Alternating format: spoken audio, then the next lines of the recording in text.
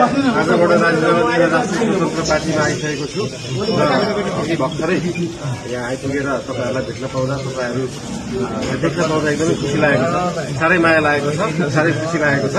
र अब हामी पनि अहिले भर्खरै आइपुग्यौँ। भोलिको कार्यक्रमको लागि थोरै प्लानिङहरू पनि गर्नुपर्नेछ। भोलिको कार्यक्रमको व्यवस्थापनको विषयमा बुझ्नुपर्नेछ। अघि यहाँ जिल्लाको एसपी साहब पनि आउनु भएको छ, उहाँसँग पनि चाहिँ भोलि कसरी गर्नुहुन्छ भन्ने कुराहरू पनि गर्नुपर्नेछ। त्यही भएर तपाईँहरू धेरै केही भन्न चाहन्न, भोलि भेटौँला।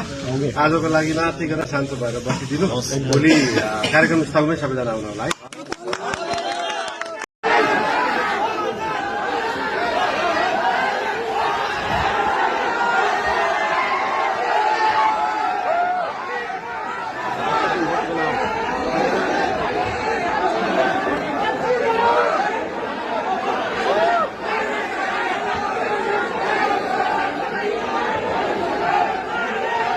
काठमाडौँ महानगरपालिकाका भर्खरै राजीनामा दिनुभएका मेयर बालेन शाह अहिले जनकपुर विमानस्थलमा आइसक्नु भएको छ।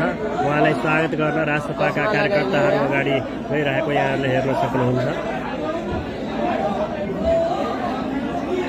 जनकपुर विमानस्थलमा आगमन भएपछि उहाँलाई राष्ट्रपाका नेता कार्यकर्ताहरूले स्वागत गरिरहेको यहाँ हेर्न सक्नुहुन्छ।